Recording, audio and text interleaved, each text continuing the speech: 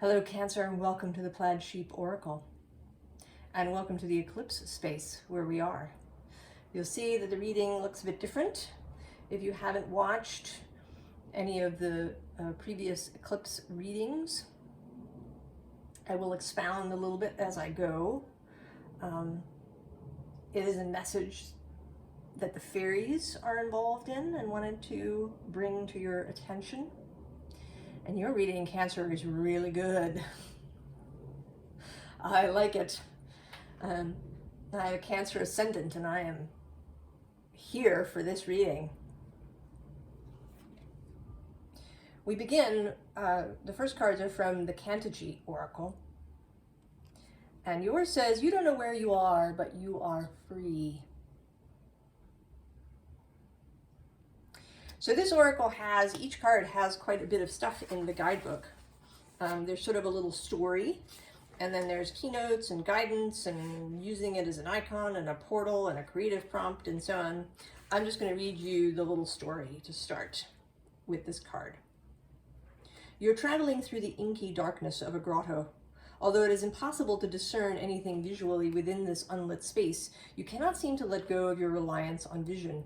You stumble in frustration, your head aching from the mental strain, until a breathy voice hisses the word, "Stop."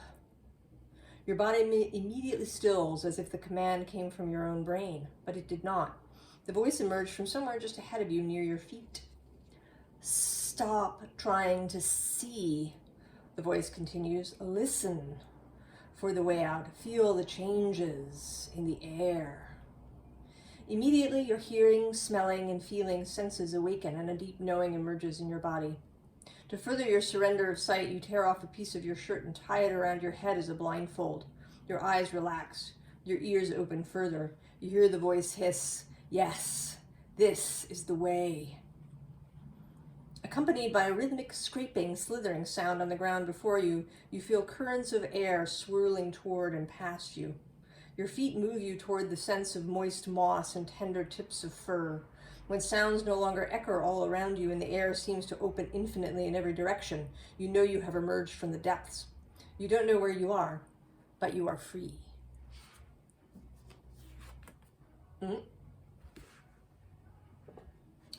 Now,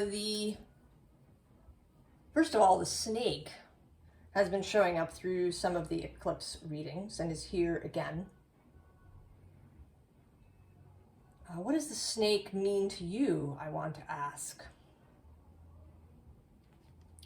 Now, the underline here came out for Taurus, and it's licking dew from green leaves, but it's different here for Taurus. It was a bit about subtlety, but more about luxury, right? The sensuality of this experience.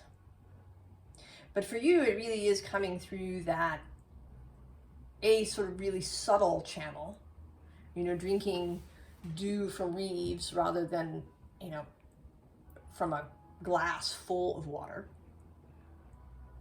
And also really, right, using all of your senses then. The touch of the dew and the touch of the leaf and the taste of this water, right? Using all the subtle senses. And then the support cards. So this is kind of an accompanying, I don't want to say underlying, a companion energy, and then it has some assistance, some helper energies underneath. And first is you are seen. And this too talks about, right, subtlety, seeing more closely with all of your senses, including sight, but your subtle senses, right? Your natural animal senses here, with this eye in the tree, but also with this living mountain that has eyes, with a more cosmic senses as well, right? This kind of crown chakra feeling, reaching towards the heavens senses. So the subtle senses too.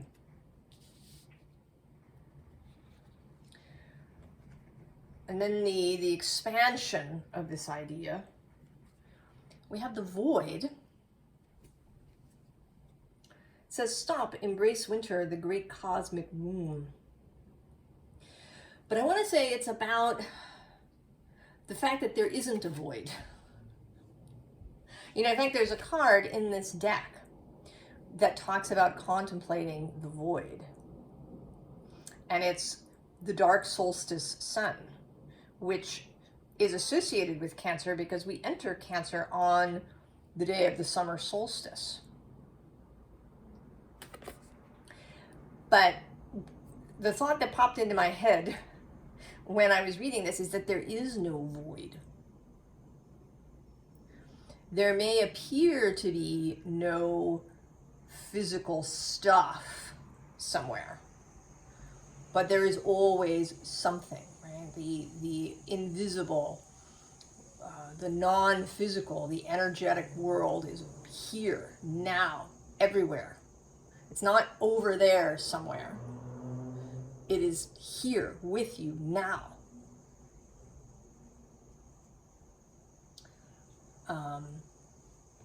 You know, your guides aren't away somewhere. They are, right? It is here. There is no there. There's no there.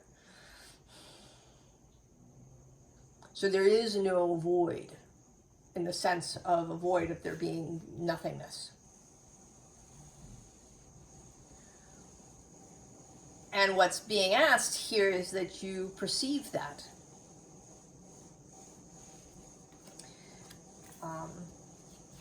With Earth School coming in, this is the Earth half of it.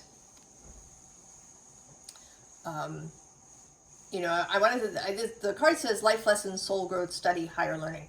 But with Earth School, I want to say that this is also expanding your animal senses. Taking time to, you know, feel the movement of air on your cheek.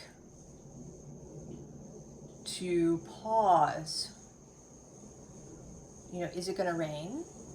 Maybe it's not going to rain. And then, you know, maybe write it down. Maybe write down your feeling about it, your prediction. And then see what happens. And you, over time, you'll get better at it.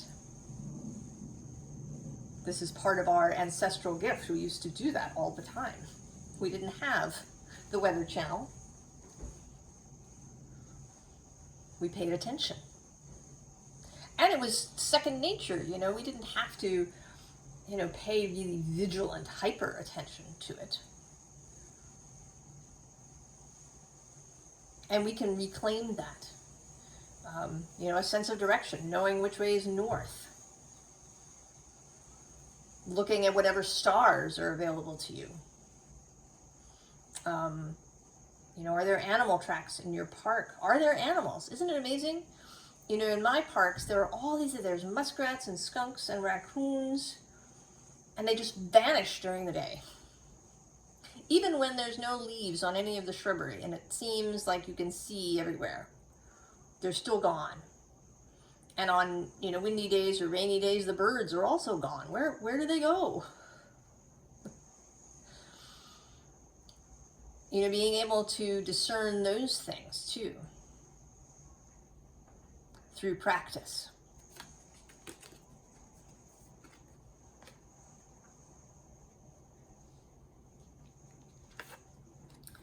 And this too with the stagnant waters card.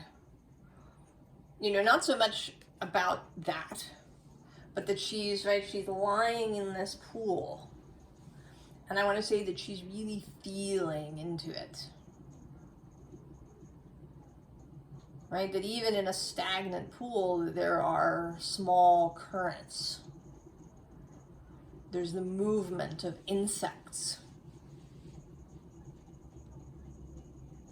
Opening up your senses to feel the smallest disturbance in the force.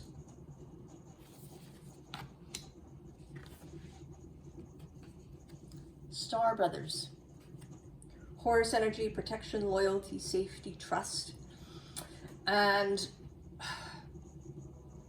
partnership is actually what is coming up for me. That your wider self and your fellowship is here to assist you with this practice. All right, the snake is their representative.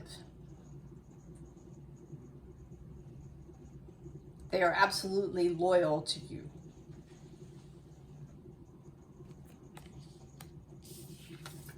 And then big picture thinking. Pleiades energy, visionary, inspired ideas. Widening this too. Sending your consciousness out. Having that as a practice, sort of feeling with your consciousness outward. A teacher I know calls this feeling with your edges.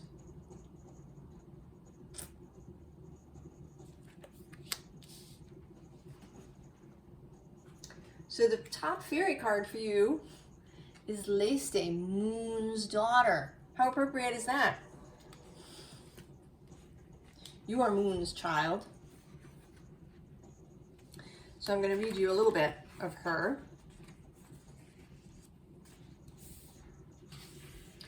Leste wants us to be open to the great unknown, to mystical experiences that teach us an expanded way to relate to the multiverse, all of the worlds and dimensions together. She is daughter of the moon, but she is also an illumined child of unity.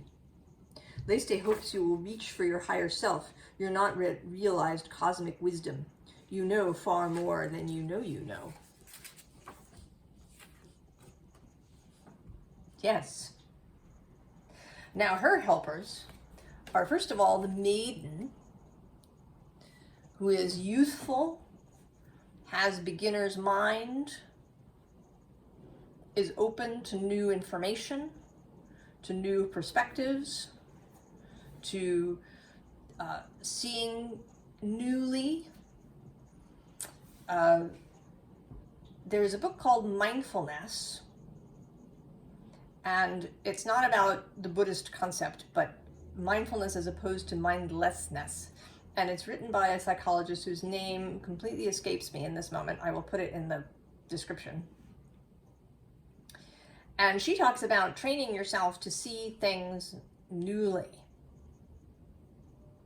You know, if you decide that something is this, then it's just this. There's no other openness to that.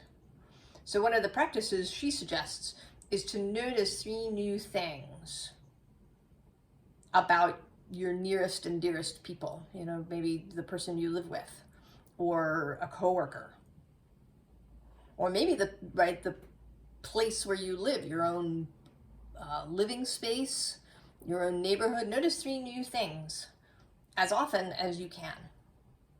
You know, when you go out for a walk, look to see things in ways that you haven't before. You know, maybe you can even do some weird things like lying down on the sidewalk and looking up at buildings from that perspective.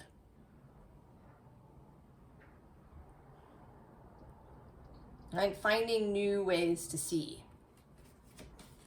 And then we also have She of the Kruach, who is the generative force of the universe.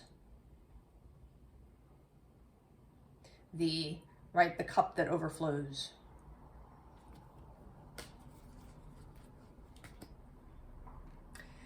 Then the next deck that wanted to come out was the Deep, Dark, Dangerous Oracle, interestingly. And the card we have is the Morrigan, Sovereignty. And she feels very, kind of Queen of Swords today. Discernment.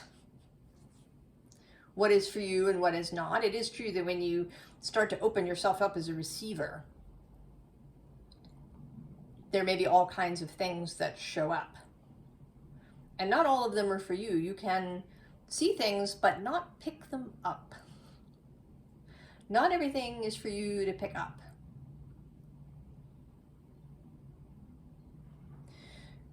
Resilience and power are found not by avoidance, really, but by training yourself in discernment. What is yours and what is not?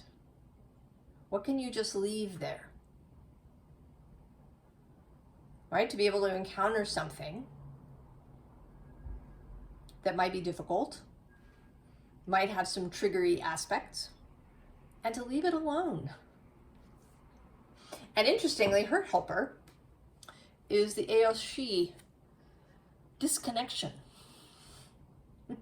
So the ability to be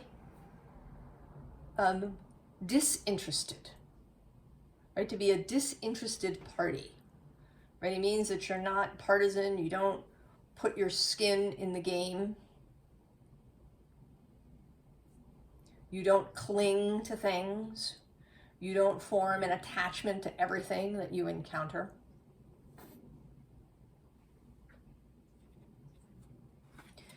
And also the Kelpie warning.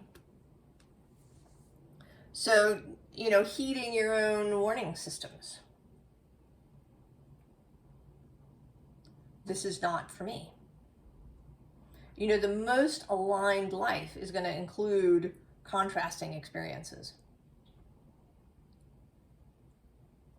right? Because that's how change happens. In astrology, while a square can be a difficult aspect or transit, it can often be the most generative. Tension and contrast bring change, but you want to be able to handle those. And again, to know what's not for you.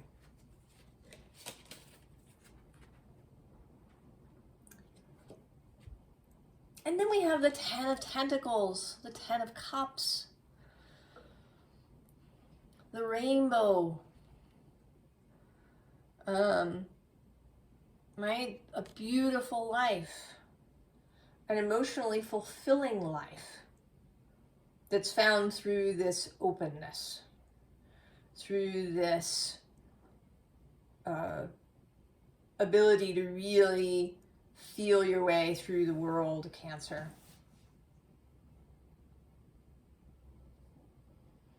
There is a kind of thread, things that are running through these eclipse readings.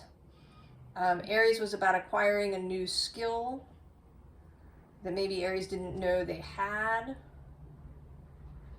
And then Taurus was about connection. And then yours is kind of a synergy of those two things. That your skill is connection, is the ability to read the environment, both cosmic and material. And interestingly, the card at the bottom of the Deep, Dark, Dangerous Oracle is the Chimera and synergy. The synchronicities coming in. Now the helper for your wonderful 10 of Cups gorgeousness is first of all the star. So your guidance system, and then right this, and she is so glad to receive all of this, right? All of these luscious waters. And the King of Aether, mental mastery, mental sovereignty,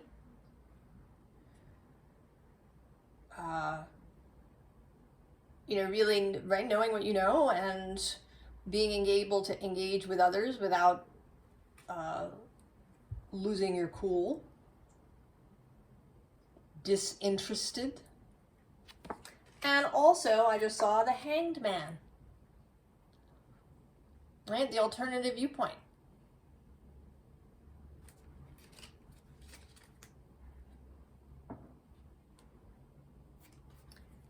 And then we have the Empress, this she of the Kruach energy coming out again.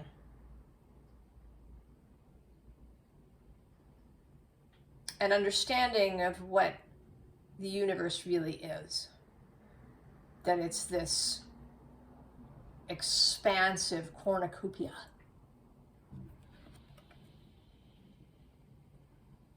And that you can tap into that. Now, the helper cards here are both the Eight of Cups, so, right, walking away from what you shouldn't pick up. Why is that word should coming up? Walking away from things that are not in your best interest to pick up.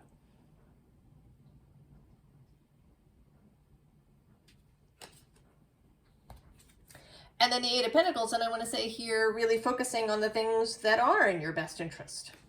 So you're kind of, right, you're walking along the river here, you're ignoring, stepping away from, rather. You see it, but you don't stop to pick it up.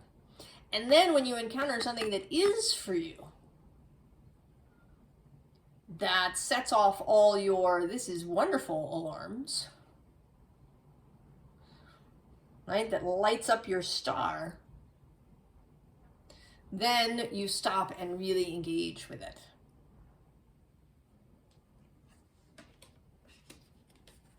And that's how you enter into the Empress energy.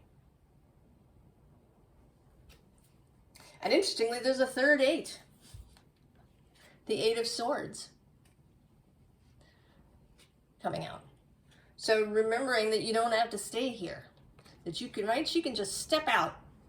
She can just raise her face and take this weird hat thing she's wearing right off her head. Oh, look, and there's the star.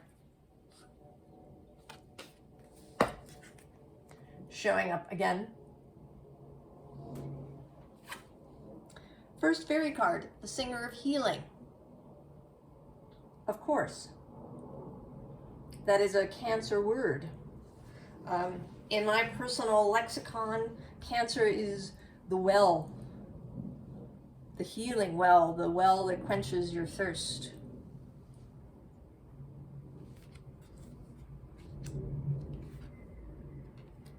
And then the Sibyl, the Oracle, the Pythia, foresight.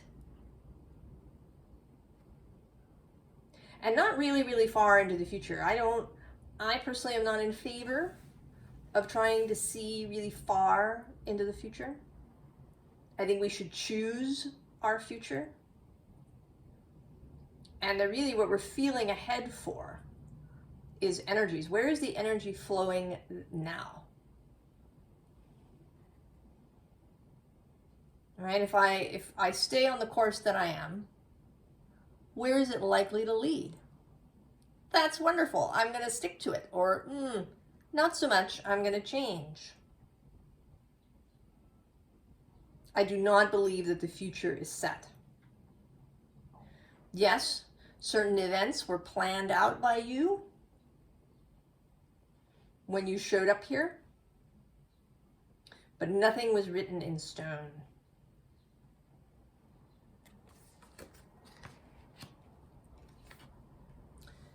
And then more of this generative energy. Nyx, the goddess of darkness, is a generative energy.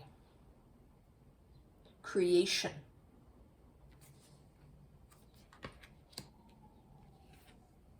And then the Hydra, which is both regeneration, right? When a head is cut off, two more grow. But also its relationship, this card, because when Hercules fights the Hydra initially, right, he has no luck. But then his nephew Aeolus suggests cauterizing the cut. And then the two heads cannot regrow. So, being open to suggestions. Being open to new information coming in that will help you. And that is, part of the path of healing, creation, regeneration, taking in new things, rebirth. And then we have Sylvanus. And I'm going to read a tiny bit of his card. So Sylvanus is about truth, about putting on a mask sometimes that can show you truth. So in terms of using masks to hide truth, Sylvanus says, oh no, first you put the mask on and hide, and then you take it off to reveal the truth. Besides, Sylvanus continued, your face is not your truth. Sometimes faces need to be hidden so truth can be seen. Or sometimes you need to make a crack in consciousness, an aha moment, in order to see a truth you have been blind to. Opening yourself to a truth that maybe you have been blind to, or just to information, or to, you know, something that's in your vicinity that you just hadn't been able to see up until this point. So I don't usually take reversals as a general thing, but sometimes a card will sneakily flip over in a deck and come out upside down, and then it's important. And this card jumped out as I was shuffling, and I took it as it landed, and it's the Ten of Aether, the Ten of Swords, upside down. So in this card right side up, you see that this figure is protecting this body, you know, against the vultures, right? If you've seen some of my readings before, you know I usually refer to the Ten of Swords as the corpse that you should leave behind, that you're not supposed to autopsy or, you know, have some sort of major memorial service for your corpse. And here you should not be protecting your corpse. And in reverse, I think you are done protecting your corpse. You're walking away. You have seen the truth. And then we get the Ace of Pentacles, the Ace of Cups, the Grail. And this one, which is, right, a very movement-oriented cup, right? Taking off in the direction that you want to go with your cosmic sight. And then the Lovers. Making choices from love rather than fear. And it's also a card of synergy, combining what seem to be opposites. Enjoying paradox, believing 6 impossible things before breakfast. Also choosing with desire.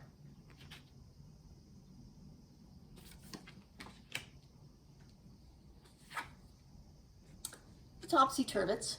This is kind of a bit of the Hanged Man. It's seeing things, you know, from an alternate perspective, right? The Topsy-Turvets see things from these, you know, sideways, upside down, you know, from over here, from the non-physical, from the physical, from all the different perspectives that are available to them.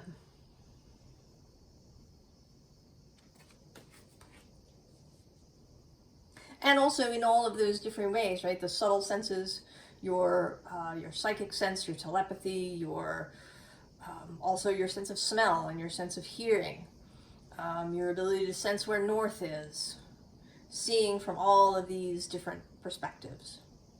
And something that's coming to mind is a book, and I'll put that book in the description too. And the author takes a bunch of walks around with different experts. Like she takes a walk with a geologist from the Museum of Natural History, and they kind of walk around that neighborhood, which is next to Central Park in New York. And he points out all the stones that are in the park, and then he points out the stones that are in the buildings, you know, that were built before the major use of concrete. So that's another way of seeing, right, this perspective. seeing things you haven't before, looking at things for new stuff. You know, I actually, yesterday, as I was doing a reading for myself, I don't know, is it here available easily? Yes. So this Death card from the Horowitz Tarot came out, and I noticed for the first time after having this deck for a little while now, that there's a fox head here. I hadn't seen her. I hadn't seen this fox head. I'd seen, right, death and the butterfly whole thing, but not that this was, right, a fox face. So you never know what is just right there in front of you.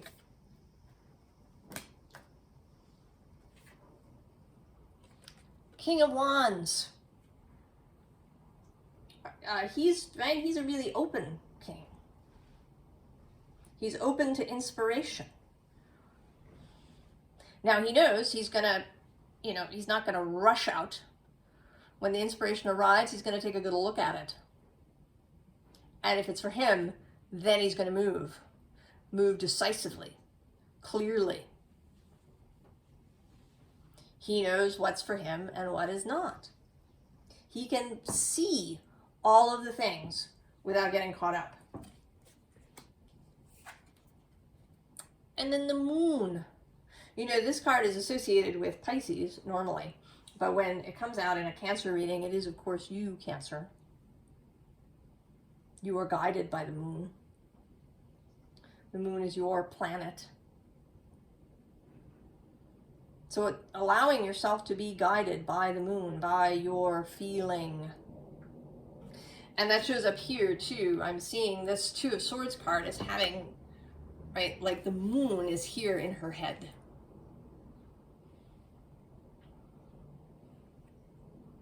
Right? Instead of this sort of Eight of Swords, Crown of Thorns kind of thing going on, you have the moon in your head. And that allows you to make choices.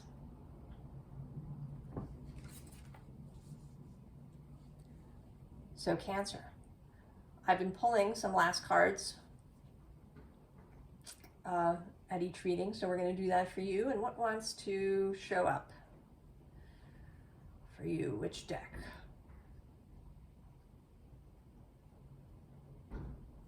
All right, the Field Tarot. So last little message for Cancer.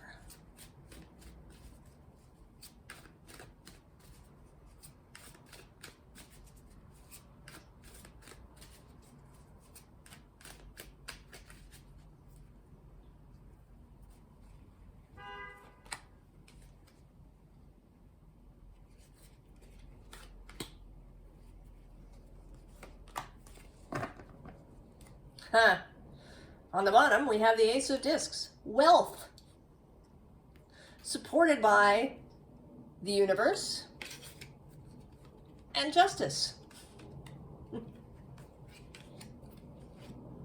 And at the bottom of the deck, we have the Prince of Wands with instigation.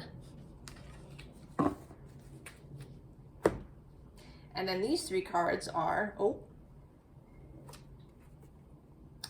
the Nine of Wands with resilience. We talked about that, how you build resilience, not through avoidance, but through building your own strength and your own discernment.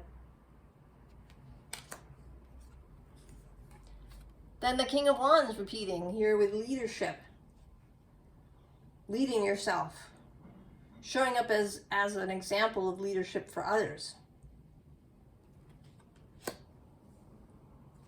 And the Lovers.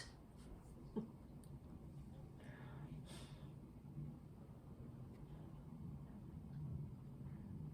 Lovers. Right? This energy, and I want to say that this is really about you and another, you and your wider self, you and your fellowship, you and your dearest person. You have each other's backs. You touch. Even when you're not in the same room. I mean, of course, you always touch your wider self and your fellowship, but your dearest people too. Touch the others. Cancer, like I said, so good. I hope you really feel this through the eclipse. You know, it's in a position, it was this eclipse session from Libra to Aries is square Cancer. That square that really creates the possibility for change and rebirth and healing. I wish you the very, very best, Cancer, and I will see you next time. So long.